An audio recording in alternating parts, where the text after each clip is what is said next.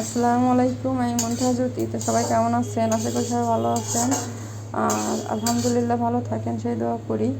তো দেখেন আমি রান্নাঘরে চলে আসছি অসময়ে, যেহেতু বাইরে বৃষ্টির আবহাওয়া। তো একটু মনে হচ্ছে যে ভাজা পুরো টাইপের একটু মিষ্টান্ন টাইপের কিছু খাই। তো আজকে চালের গুঁড়া দিয়ে নাড়ু তৈরি করব। এখানে দেখতেই পাচ্ছেন এই যে ভেজে রাখা হয়েছে চাল ভাজা, চালের গুঁড়া। হ্যাঁ, না এটা তো চাল ভাজা, বাট এটা তো এখন হচ্ছে গিয়ে ব্লেন্ডারে দিয়ে গুঁড়ো করবো। তো আজকে আর এটা প্রসেসিং চলতেছে, আমার মেয়ে ভাজতেছে। তো সাথেই থাকুন, পরবর্তী দেখাচ্ছি ইনশাল্লাহ। তো দেখতেই পাচ্ছেন যে চাউল অলরেডি আমি থেকে ব্লেন্ডারে জারে নিয়ে নিলাম। এখন এটা ব্লেন্ডার করব। আর কিছু চাল এখানে আছে, এগুলো আগে ব্লেন্ডার করে দেন, ওইগুলো করবো ইনশাল্লাহ। তো দেখেন এদিকে চালের গুঁড়া প্রথমবার হচ্ছে গিয়ে আমি ব্লেন্ডার করে নিলাম। আর অল্প কিছু চাল আছে, এটা আমি এবার দিব ইনশাল্লাহ। তো দেখেন আমার দ্বিতীয়বার এটুকু আমি সুন্দর করে ব্লেন্ড করে নিলাম।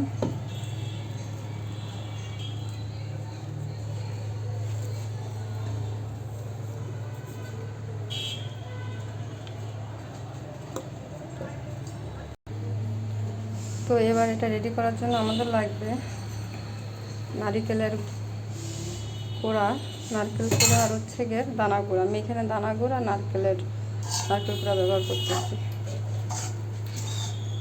যে যেভাবে পছন্দ করেন সে সেভাবে নারকেল দেবেন। আমি এখানে একটা নারকেল ব্যবহার করতেছি, দানা গুঁড়ো। এটা ভালো করে জাল করে নিয়ে তারপরে এর ভিতর দেবো হচ্ছে গিয়ে চাউলের গুঁড়া গুঁড়োগুলো। ক্যারামেল, ওই ক্যারামেল।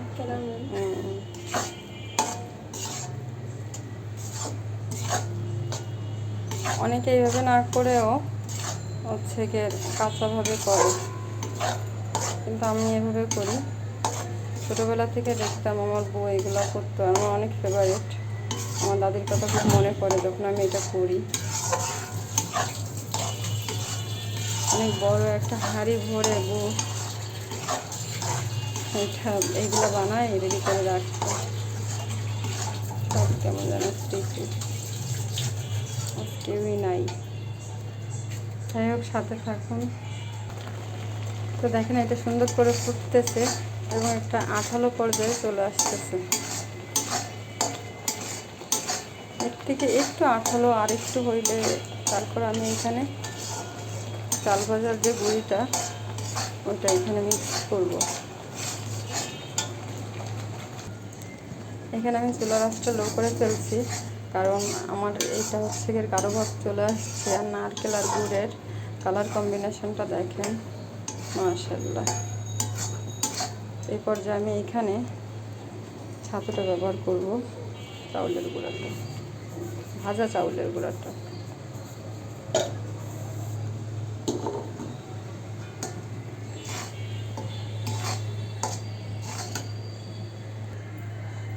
তো দেখেন আমি সুন্দর করে নেড়ে ছেড়ে এটা সব মিক্সড করে ফেলছি। আর এই পর্যায়ে আমার চুলার আঁচটা এইভাবে এটা লো আঁচে রাখছি।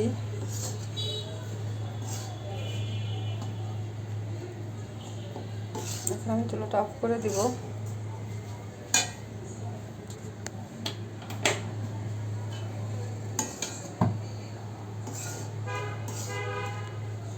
এখন এটা নিচে নামা ঠান্ডা করে তারপর হচ্ছে গিয়ে শেপ দিব। তো দেখেন অলমোস্ট এটা দিয়ে হচ্ছে গিয়ে কী বলে এটারে, চাউলের গুঁড়োতে অনেকে অনেক নাম ধরেই ডাকে। বৈদু।